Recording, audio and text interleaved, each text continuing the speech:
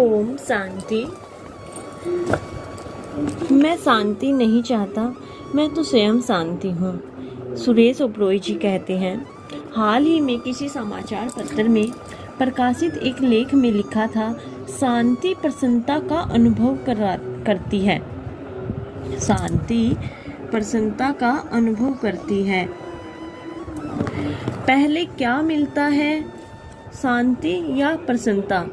अगर आप खुश नहीं हैं तो क्या आपके मन को शांति मिल सकती है? इन प्रश्नों के उत्तर इस बात पर निर्भर करते हैं कि आप प्रसन्नता कहते किसे हैं। यह आपको बाहरी कारकों से मिलती है या आपके भीतर से पैदा होती है। सिस्टर शिवानी जी, हम अक्सर इसके बारे में पढ़ते और सुनते हैं, परंतु व्यावहारिक रूप से लागू करने की अवस्था तक आते आते क्या होता है, हम प्रतिदिन अखबारों के आध्यात्मिक स्तंभों या आत्म विकास से जुड़ी पुस्तकों में इस बारे में पढ़ते हैं। आजकल सकारात्मक सोच, पॉजिटिव सोच, आत्म विकास, सेल्फ डेवलपमेंट व आत्म प्रेरणा व आध्यात्मिकता आदि विषयों पर बड़ी संख्या में पुस्तकें बिक रही हैं। प्राय कई सेमिनार और कार्यशालाएं भी आयोजित की जाती हैं, परंतु फिर भी कौन सी चीजें बढ़ रही हैं? तनाव, गुस्सा और उद्वेग और असीमित अप्रसन्नता। हालांकि चारों ओर ज्ञान की कमी नहीं है, लोगों में जागरूकता भी बढ़ी है, पर अब भी हम खुशी को कहीं बाहर ही तलाश रहे हैं, जिसका मतलब है कि हमने अभी ज्ञान को आंतरिक रूप से ग्रहण करना आरंभ नहीं किया। हम क्या जानते हैं, पढ़ते हैं और व्यावहारिक जीवन में क्या लागू करते हैं, इसमें महान अंतर हो जाता है।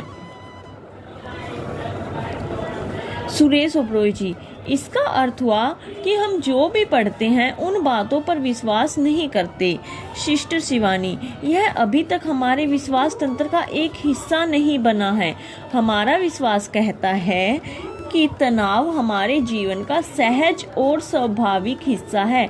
यह एक ऐसा विश्वास तंत्र है जो हमारे बाल्यकाल से लेकर बचपन से लेकर आज तक धीरे धीरे विकसित होता आया है। जब हम बालक थे तो हमारे माता पिता कहते, कल तुम्हारी परीक्षा है, क्या तुम्हें चिंता नहीं? मुझे तो समझ नहीं आता कि तुम इतने आराम से कैसे बैठे हो। तो इस तरह हमारे बड़े होने की प्रक्रिया के दौरान यह विश्वास तंत्र भी इसी तरह फलता फूलता रहा है और समाज ने इसे हम पर बार बार थोपते हुए कहा, तुम्हारे आसपास कितनी कड़ी प्रतियोगिता है और ऐसे में तनाव का होना स्वाभाविक ही है। तो यह विश्वास हमारी जड़ों में कहीं गहराई तक समाया है और हम इसके साथ ही जीते आ रहे हैं। फिर हमने कहीं पढ़ा, प्रसन्नता तो हमारे जीवन का आंतरिक स्वरूप है। यह हमारी आंतरिक जीवन शैली है जो हमारे चुनाव पर टिकी है, परंतु इसे पढ़ने के बाद भी हमारे विश्वास तंत्र पर कोई असर नहीं हुआ। हमने इसे पढ़ा पर हम अपने जीवन को उसी तरह चलाते रहे जैसे अब तक चलाते आए थे।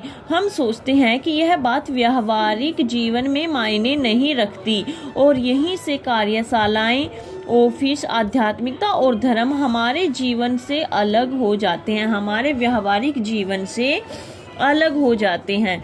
हम किसी प्रबंधन कार्यशाला या आध्यात्मिक कार्यक्रम में हिस्सा लेते हैं और कुछ ऐसा सुनते हैं जो बहुत सी शुद्ध और शक्तिशाली प्रभाव रखता हो। जब हम इस बात को सुन रहे हैं तो पूरी तरह से सहमत हैं कि यह सब पूरी तरह से सच है। जब हम अपने ढर्रे पर वापस आते हैं तो फिर से पहले जैसे बन जाते हैं और कहते हैं कि वे सब बातें आम जिंदगी में लागू नहीं होती। यह ठीक है, जिन लोगों ने ऐसी बातें कही हैं उन्होंने सही ही कहा है, पर उनके जीवन में वे हालात नहीं थे जिनका सामना हम कर रहे हैं। हम तो ऐसी बातों को अपनाने की कोशिश तक नहीं करते, उनके साथ कोई प्रयोग नहीं करना चाहते। हमें लगता है कि यह सब अपने आप ही हो जाएगा। खैर, ऐसा कभी नहीं होगा। हमने चाहे जो भी पढ़ा हो या जो भी समझा हो, उसे अपने जीवन में लागू करने के लिए थोड़ी सी कोशिश तो अपनी ओर से करनी ही होगी।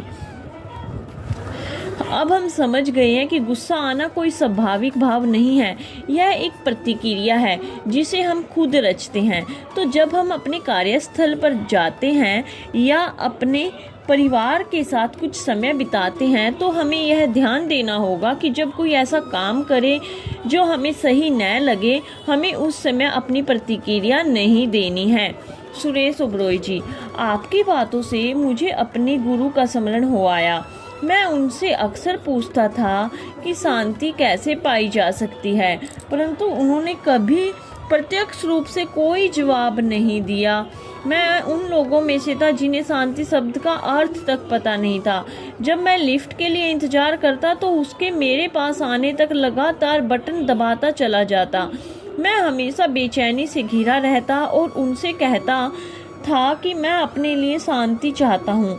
आपके शब्दों से मुझे उन पंक्तियों की याद आ गई जो वह अक्सर मुझसे कहती थी, तुम मुझसे हमेशा शांति के बारे में पूछते रहते हो, परंतु क्या तुम कभी शांतिपूर्ण कर्म भी करते हो? मैं उनके शब्दों का असली अर्थ नहीं समझ सका। फिर जब मैं बाहर गया और यह देखा कि किसी ने मेरी कार के आगे अपनी कार पार्क कर दी है, तो दिल में आया कि उसकी कार को ठोकर मारूं। मैं अपनी कार में बैठा और हॉर्न बजाने ही वाला था कि मुझे उनके कहे शब्द याद आ गए।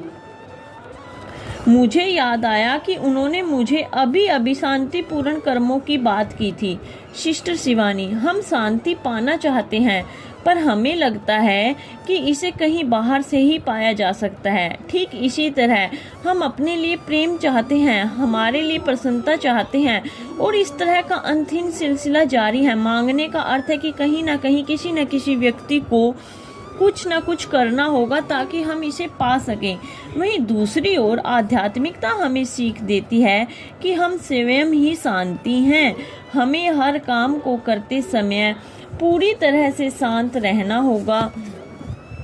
हम एक परमानंद से पूर्ण अस्तित्व हैं, हम आनंद से भरपूर चेतना हैं, हम प्रेम से भरपूर हैं। ओम शांति।